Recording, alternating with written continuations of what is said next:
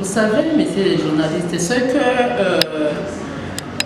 je peux dire sur ce sujet, que c'est vraiment regrettable, ce que les gouvernements ou les chefs de l'État congolais sont en train de prendre comme décision.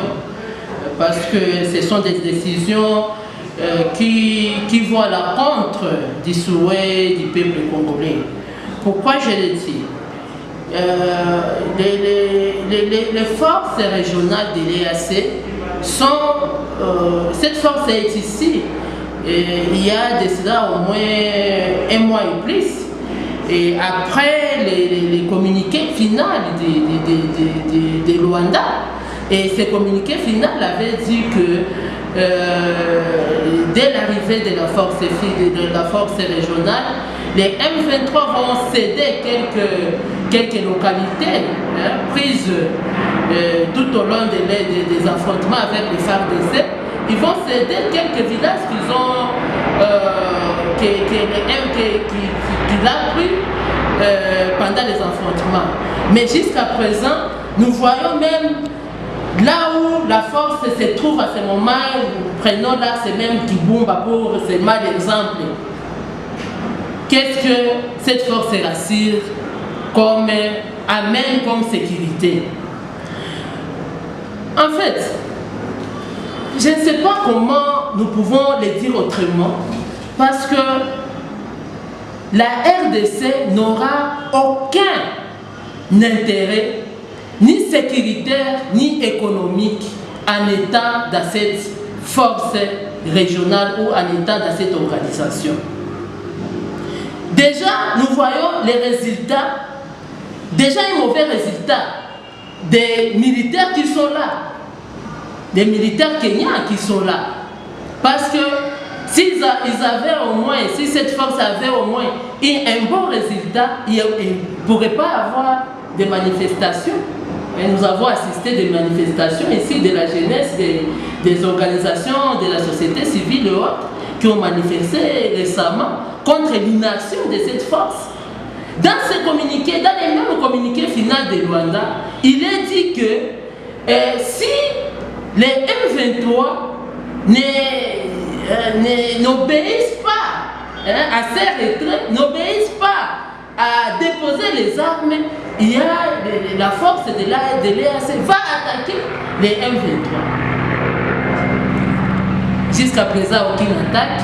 Jusqu'à présent, aucune action militaire. Alors, d'aucuns ne peut accepter qu'on augmente encore d'autres éléments de cette force.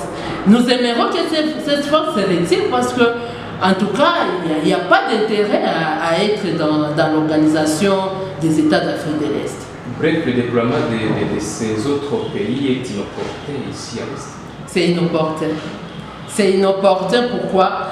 Le président doit se concentrer beaucoup plus au pays et à la situation de son armée. Le président doit faire en sorte de rééquiper notre armée. Parce que c'est ça notre force à laquelle nous avons confiance. Deuxièmement, le président de la République doit changer les alliés. Les alliés occidentaux, ce ne sont pas, en tout cas selon nous, selon nos éléments, ce ne sont pas des alliés auxquels on peut faire confiance.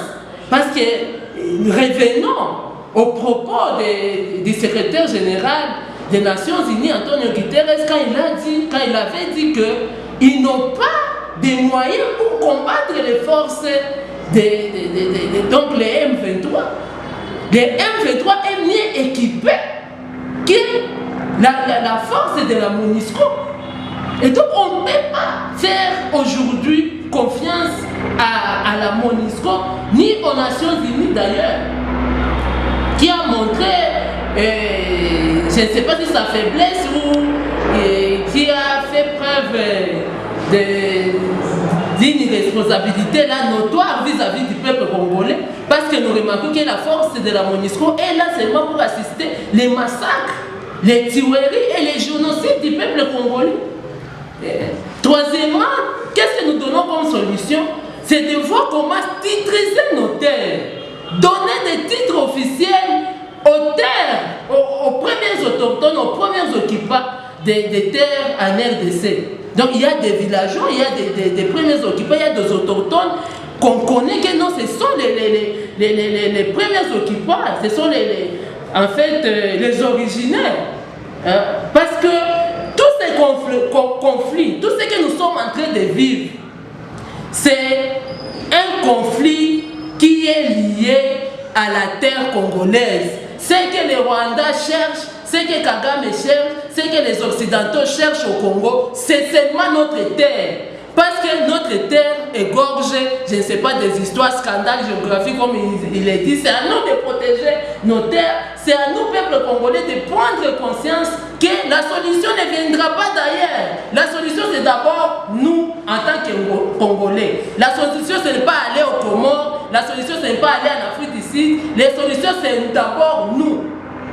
Donc, il est temps que notre gouvernement cherche des moyens probables, cherche des moyens conséquents pour équiper nos FARDC, cherche comment titriser nos terres et cherche comment chercher des alliés politiques des alliés qui sont capables d'aider la RDC et sur le plan sécuritaire et même sur le plan économique. Voilà madame, la toute dernière question peut-être avant de clore cette interview. Quelques heures nous séparent du début de la campagne d'enrôlement des électeurs ici en province Nord Kivu, qui sera lancée dans un contexte un peu particulier où les populations sont en déplacement, d'autres vivent sous les labels des M23, de l'autre côté de Rutshuru et à Masisi. Alors, je ne sais pas, quelle est votre lecture par rapport à cette campagne d'enrôlement des électeurs? En fait, nous appelons tous les peuples congolais et tous les peuples gomatassiens et kivusiens d'aller s'enrôler. Parce que dire qu'il ne faut pas aller faire l'enrôlement, c'est essayer aussi de donner raison aux agresseurs de notre pays. Et donc, j'encourage en tout cas la population d'aller massivement s'enrôler et de faire en sorte que cet enrôlement soit en tout cas réussi. Et je demande aussi à la CENI de donner de la sécurité, de donner la sécurité donc de mettre la sécurité dans les différents centres d'enrôlement pour essayer de voir aussi qui est qui. Parce que nous avons assisté dans les années passées à l'enrôlement massif des Rwandais ici au niveau de Goma. Et donc, nous avons besoin de cette sécurité-là. Nous avons besoin que les kits soient fonctionnels, je ne sais pas comment dire, parce que nous avons remarqué dans d'autres lieux, il y a eu dysfonctionnement des kits d'enrôlement, il y a eu des monnayages dans les centres d'enrôlement, il y a eu beaucoup de choses qui se sont passées ailleurs. Alors nous demandons à la CENI que ça ne se passe pas ici.